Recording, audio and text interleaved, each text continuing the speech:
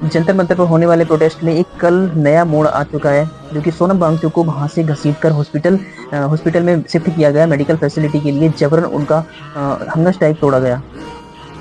एक साइंटिस्ट के साथ में ऐसा बर्ताव किया गया जैसे जानवर के साथ में किया जाता है। इस सरकार में इंसानियत तो बची नहीं है, शासन प्रशासन भी ऐसा ही हो चुका है।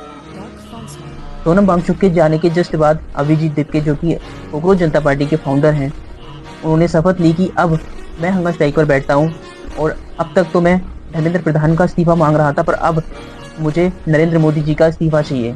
समस्त बीजेपी इस्तीफा दे और इस देश को छोड़कर जाए, ऐसे नारे लगने लगे जंतर मंतर पर। समस्त बीजेपी इस्तीफा दे और इस देश को छोड़कर जाए, ऐसे नारे लगने लगे जंतर मंतर पर।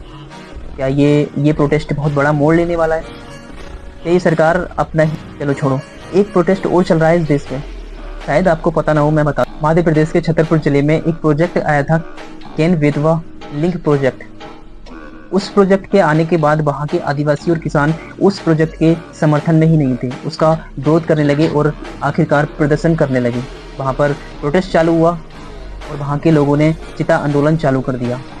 लेडीज़ें चिता पर लेटने लगी और कुछ लेडीज़ों ने गले में फंदा लटकाकर और खड़ी हो गई पानी में।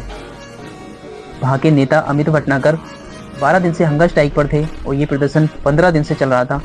और आज सुबह 19 जुलाई को वहाँ से उन लोगों को मारकर घसीटकर उनके गांव भेज दिया गया और अमित भटनागर को वहाँ से घसीटकर उठाकर और हॉस्पिटल मेडिकल फैसिलिटी के लिए ले जाया गया और उनका हंगर स्ट्राइक वहाँ पर तोड़ दिया गया।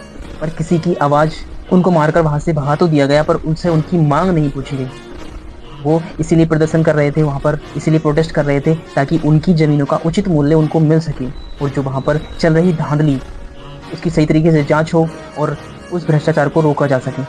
इसीलिए वो प्रोटेस्ट कर रहे थे वहाँ पर। और उनको ऐसा तो किया नहीं, उनकी आवाज़ तो सुनी नहीं गई और ना ही उनकी मांगें पूरी की गई, पर उनको मारकर घसीटकर वहाँ से उनके गांव तो भेज दिया गया, पर उनकी दिल की आवाज़ नहीं सुनी गई। ये चल रहा है हमारे देश में।